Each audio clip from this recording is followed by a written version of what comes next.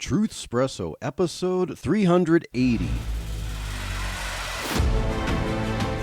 In a world gone bonkers. It is not, generally speaking, unruly, but fires have been started and...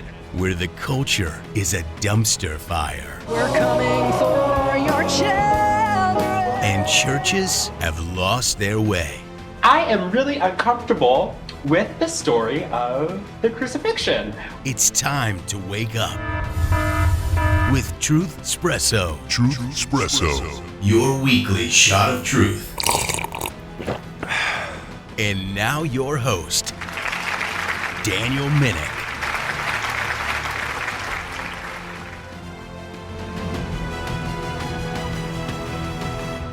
Well, hey there, friends, family, foes, and of course, lurkers alike. This is Daniel Minnick, your host, for yet another exciting episode of Truth Espresso. And in this episode, we are getting back finally, if that's what you like to listen to on this podcast, back to our series going through the Book of Mormon, analyzing the story, analyzing the grammar, analyzing references to the New Testament before their time. So if you like that kind of thing, this is actually part 30.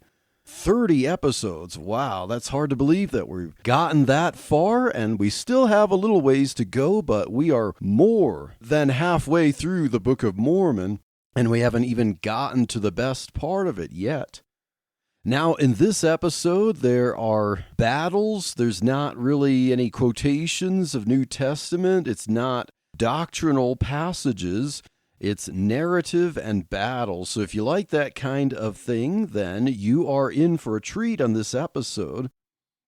So in this episode, we are on chapter 47 of the Book of Alma, and we return to the story of the Book of Mormon to the people of Nephi in the land of Zarahemla. It's still about 72 BC.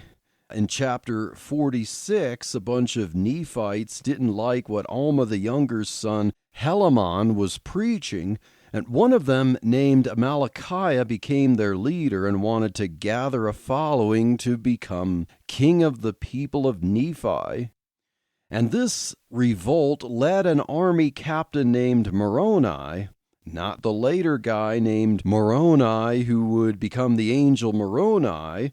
So the revolt led Captain Moroni to set up a large flag that kind of reminds the reader of what early American patriotism looked like. And remember, this is supposed to be around 72 BC in ancient America. But I notice when reading through the Book of Mormon, some things just scream 1820s post-Revolutionary War America. And if you remember several weeks ago to the last episode in this series, we had a good chuckle looking at the phrase, the land of liberty, in Alma 46:17. Now, when you hear that phrase, are you thinking of the song, My Country 'Tis of Thee, right about now? You know, sweet land of liberty, of thee I sing. That song was actually published in 1831, a year after the Book of Mormon, but, that phrase was obviously popularized, possibly around that time. But that wasn't the best part of the last episode, because verse 16 of Alma 46 mentions the phrase, the blessings of liberty, and that might sound very familiar to you. It's in the preamble to the Constitution of the United States. And as I mentioned then, I looked long and hard and used several AI tools to look for the phrase blessings of liberty in any other document. I even asked for anything in ancient documents that could be roughly translated that way, but to no real avail. And so what makes more sense to you and to me? Someone wrote these phrases, the land of liberty and the blessings of liberty, on or after 72 BC in Reformed Egyptian, and newly minted Americans popularized these phrases without even knowing about the Book of Mormon?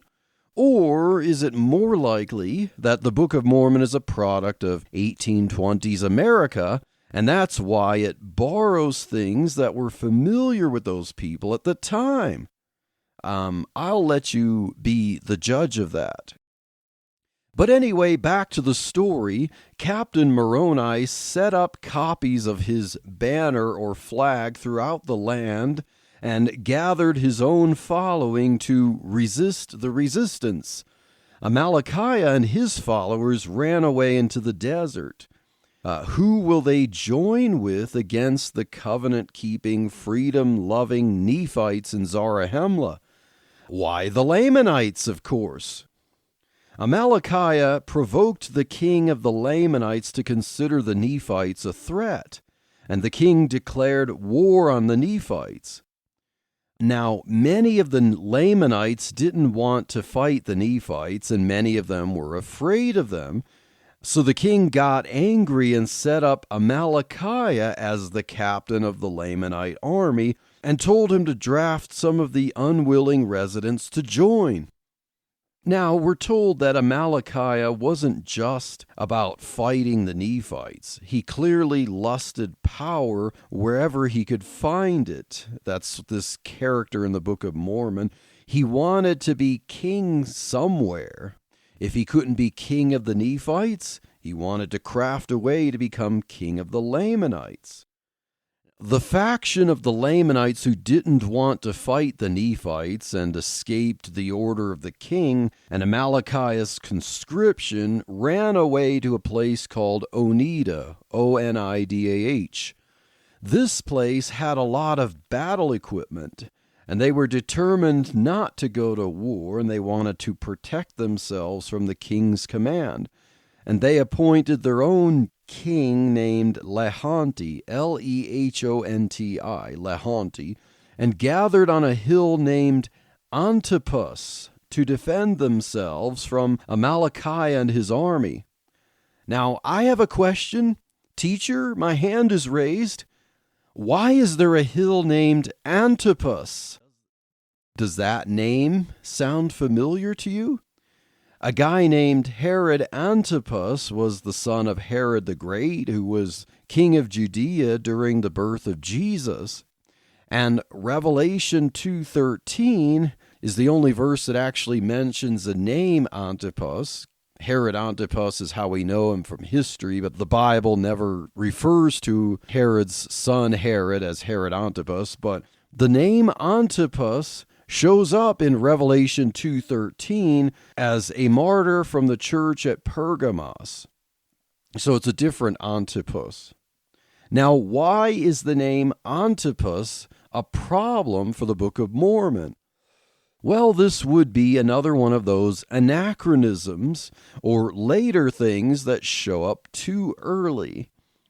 It argues for the Book of Mormon being a later work because it takes things that come after when the Book of Mormon was allegedly written and incorporates them into the Book of Mormon. The problem is that the name Antipas is a Greek name. It was fairly common in the Hellenized Greek world. It means against all, and it's a shortened form of antipater, which means like the father or against the father. So Herod Antipas, as the son of Herod the Great, was a lot like his father, or he kind of replaced his father when his father passed the throne.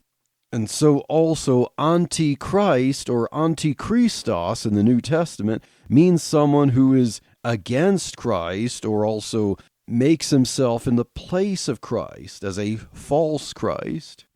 So if the term Antipas is a Greek word developed and popularized in the Hellenistic era, why would it show up in the Book of Mormon among a people who moved to the Americas long before the Greek Empire and before Hellenism even came? Now, one argument for this name Antipas in the Book of Mormon is that it is simply a translation of a reformed Egyptian word that means the same thing. In other words, Antipas is familiar to 1800s English speakers, and therefore translating that word to Antipas rather than transliterating it could make it more familiar. Another argument is that the name actually is Egyptian. This argument that this word Antipas actually comes from the Egyptian word Antepus, Antepus, or Anttepus, according to a 2014 blog post from Scriptural Mormonism. Now, the writer makes this claim and cites Budge's Egyptian Hieroglyphic Dictionary, Volume 2 for this. However, I tried to look up this term and didn't see much outside this blog post. I asked Grok about this, and Grok said this, quote, Budge's dictionary, early 20th century, is known for including speculative or poorly verified entries, often based on limited or outdated readings of hieroglyphics. And modern Egyptologists frequently treat it with caution. No mainstream scholarly works or ancient Egyptian vocabulary toponyms, place names, or onomastics confirm Antepus with 2 T's or Antepus with 1 T, or a close variant as a genuine attested term, unquote. So I have high doubts about this claim that Antipas comes from an Egyptian word Antepus. If there is an ancient Egyptian word Antepus, it likely means something else. But what makes the Hellenistic Greek word Antipas much more compelling as the actual word in this passage in the Book of Mormon is that it means against all. And this seems to be the idea of this hill. So these Lamanites gathered on this hill called Against All, and they were ready to defend themselves against all. That's the place where these people stood in battle against all. Now, I'll provide a link to the Scriptural Mormon blog post so I can cite my source there. Now, anyway, Amalickiah didn't want to fight these rebel Lamanites. He wanted them to join him. So when he pitched his army's tents near the hill, he waited until nighttime. And at night he sent a messenger up the hill to ask their king Lahanti to speak with Amalickiah. Lahanti refused. And after 3 times of trying this, Amalickiah himself went up right outside Lahanti's tent and sent the messenger in to say, basically, hey, Lahanti, Amalickiah is right outside and wishes to speak with you. You can bring your guards if that's your concern. Lahanti finally complied and came out. And Amalickiah said something like, Yo, Lahanti, I will give you all my men if you make me the second in command over us all. My men don't know about this, so it will be our little secret. So Lahanti agreed with this scheme. So he surrounded Amalickiah's men during the night. And when morning came, the men woke up to a rude awakening and to their surprise to see Lahanti's men surrounding their tents. They asked Amalickiah if they could be spared if they joined Lahanti's men, and Amalickiah was like, yeah, that's a great idea. Wish I had thought of it. So the 2 groups became one rebel group. Amalickiah wanted this because he was long plotting to overthrow the king of the Lamanites. He wanted the crown, but alas, he was still now only second in command of this army. But not for long. Amalickiah told one of the servants to sneak poison into Lahanti's drink, and once Lahanti was out of the way, the men appointed Amalickiah to be their chief. So first mission accomplished, next one lay ahead, take over the Lamanite throne. So Amalickiah, with the full combined army there under his command, went back to the land of Nephi and to the city of Nephi to meet the king of the Lamanites. Now remember, what is called the land of Nephi is still under Lamanite control. So the king there is the king of the Lamanites. Amalickiah and his men went before the king and bowed, and the king started to raise his hand for them to stand up individually or in groups from the front to the back, and a guy in the front stabbed the king in the heart, killing him. So the servants in the king's court got scared and ran away. And the servants of Amalickiah shouted that the servants of the king actually killed him. After they informed Amalickiah, he went with his army to see what happened. He then faked anger because he knew what really happened. He commanded that the king's servants who ran away should be put to death for something he knew that they didn't do. The servants ran away into the area of Zarahemla where the Ammonites lived and joined them. Remember, the Ammonites were Lamanites that the priest Ammon converted.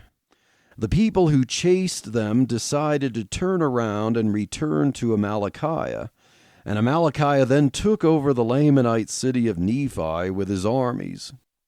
So the Lamanites now had a new king via a fraudulent hostile takeover. But what about the queen? Amalickiah sent word to the queen that the king's servants killed him and got away. The queen then asked him not to kill anyone in the city and to proclaim what happened with some witnesses. After doing so, Amalickiah married the widow queen of the king he had killed and started a new Lamanite dynasty. So now the king of the Lamanites was a traitor to the Nephites, who became even more wicked than the Lamanites usually were. And, well, that was a long chapter 47 with a lot going on, so let's move on to chapter 48 and see what it has to offer. The Christian podcast community is a cohesive group of like-minded Christian podcasters proclaiming the truths of Christ with expertise and passion in the areas of theology, church history, Christian living, evangelism, apologetics, parenting, homeschooling, sermons, and much, much more.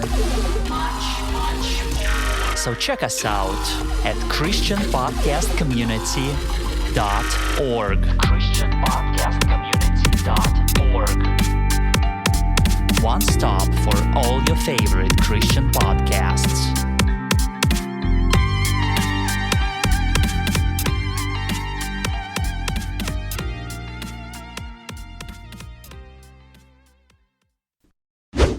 Now that Amalickiah had more control over the Lamanites, he could stir them up again to attack the Nephites.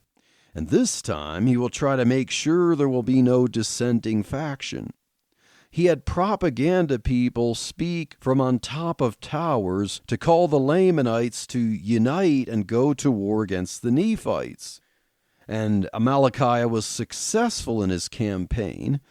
He put mostly Zoramites as captains over army battalions. Remember the Zoramites? They were a separated sect of Nephites who had their own paganized worship and beliefs, and Alma the younger and his sons ministered to some of the poor among them and taught them something that sounded a bit like the Sermon on the Mount. Yet most of the Zoramites refused and allied or joined with the Lamanites. The Zoramites seemed to have such a grudge against the Nephites that they were more ruthless than the Lamanites in their hatred. They seemed to make good army captains for the Lamanites. Now Amalickiah, king of the Lamanites, amassed a large army and pitched tents outside Zarahemla. Meanwhile, remember Captain Moroni and his patriotic preparations? He was fortifying the cities of Zarahemla, building walls and stationing armies in strategic locations. Captain Moroni had the heart of a liberty-loving American, as we've seen so far. The Nephites did not want violence, but they were prepared for it if necessary. And this chapter gives a lot of glowing descriptions of Moroni's passion, loyalty, love of freedom, and faith in God.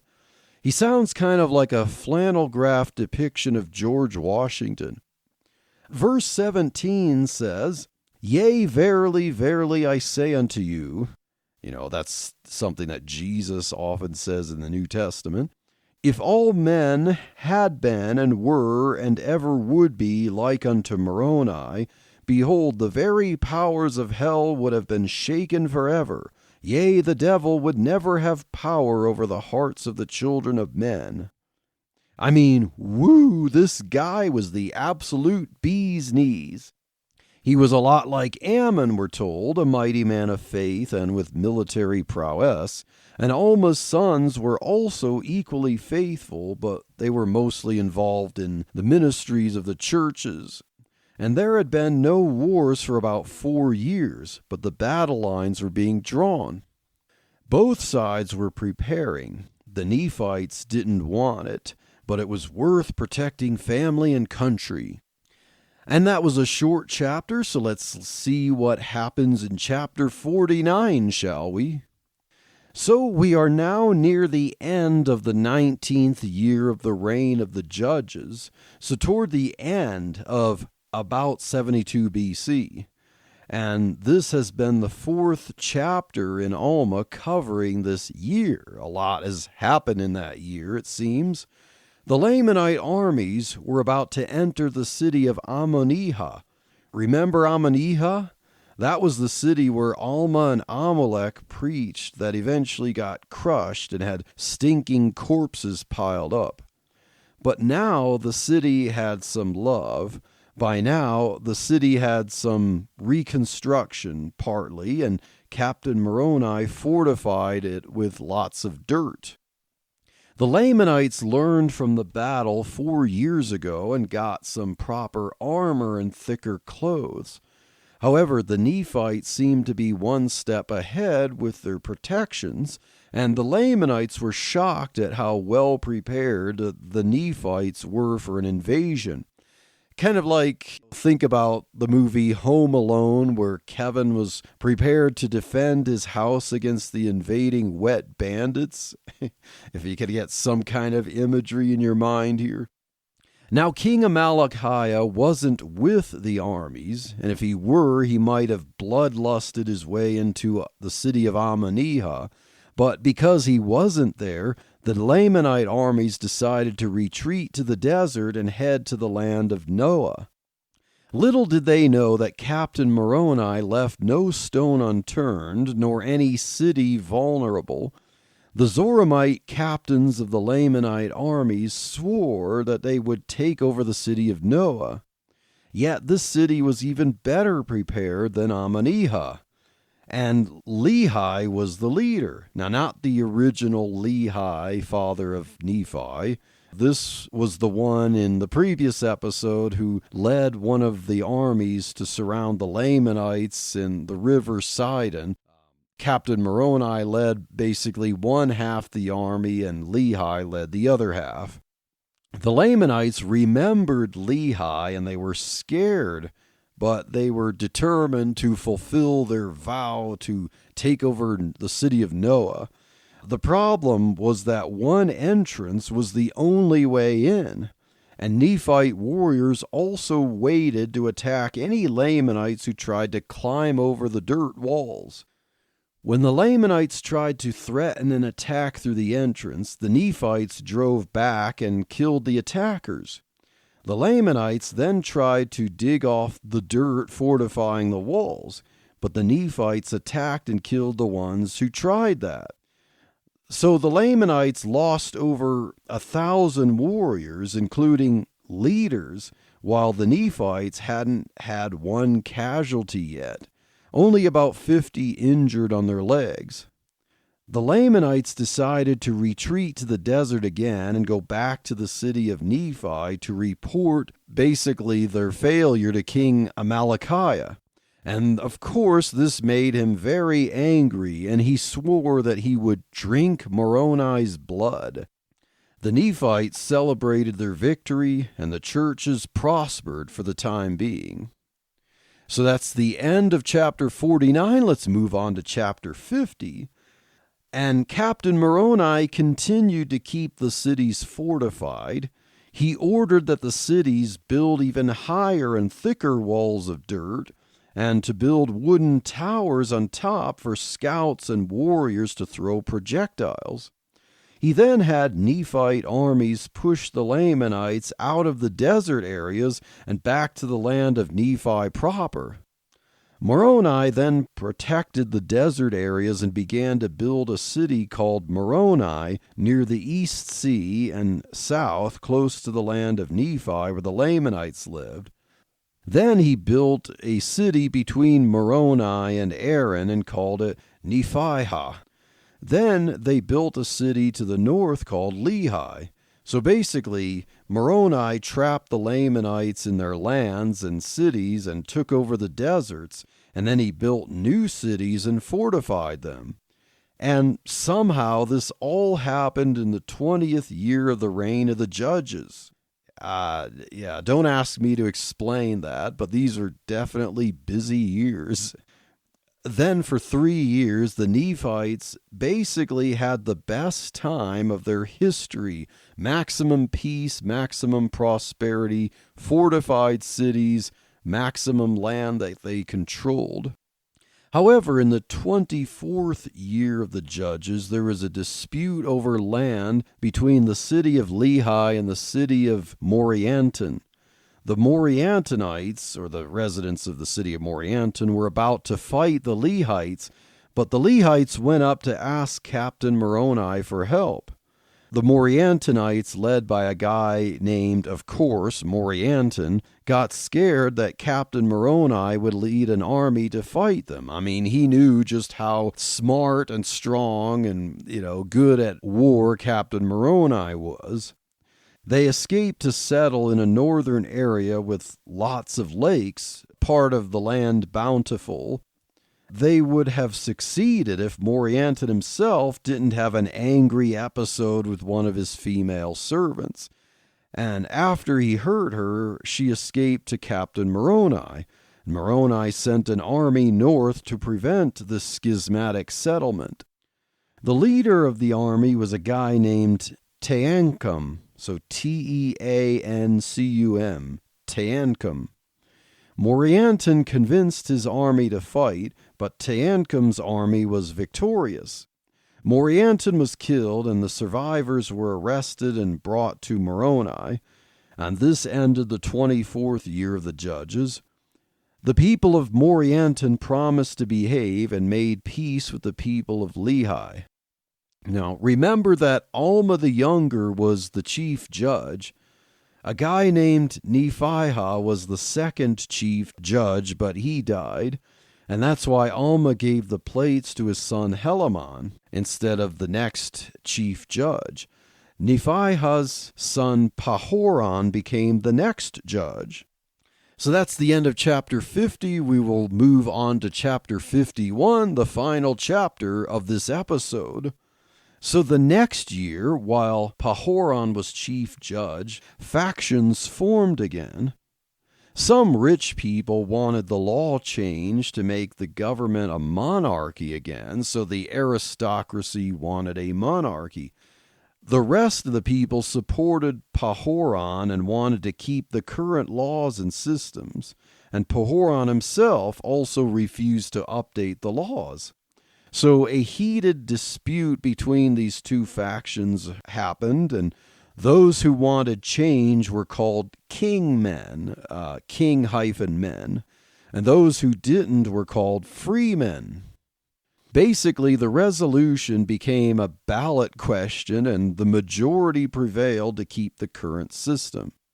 And the kingmen had to keep their ideas to themselves and support the current free government system.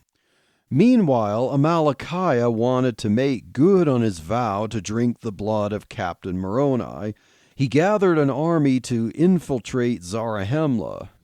The kingmen were actually thrilled about this, and they refused to defend the city, kind of as a slap in the face to Judge Pahoran.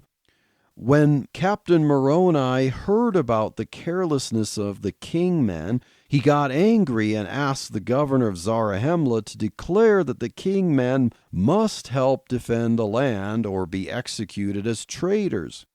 Moroni led an army to the kingmen to compel them, and the kingmen stubbornly fought but lost. About 4,000 of them died, and others were imprisoned, and still some others joined the freemen and raised Moroni's title of liberty on their towers. By this time, the Lamanites were crossing into the land of Moroni. Amalickiah killed Nephites there and took over the city, and escapees came to the city of Nephite. Those of Nephite and Lehi joined to prepare to fight the Lamanites. Amalickiah's large army managed to capture many of Captain Moroni's fortified cities. Teancum and his army moved to keep Amalickiah and his army from taking over the land Bountiful. Teancum's army managed to kill some of the Lamanites, and the two sides pitched tents to call it a day. However, at night, Teancum and a servant sneaked into Amalickiah's tent while the exhausted Lamanites slept. Teancum killed Amalickiah without even waking up anyone else. Teancum and his servant successfully returned to their own tents and reported to the people there what happened, and they prepared for whatever would happen the next day. So what would happen when Amalickiah's servants and soldiers in the tents there discover that Amalickiah was killed during their sleep and none of them even saw or heard or knew about it? Well, if you are on pins and needles to find out, you could read Alma chapter 52 and so on in the Book of Mormon, or you could just stay tuned for the next episode in this series of Truth Espresso, and God bless.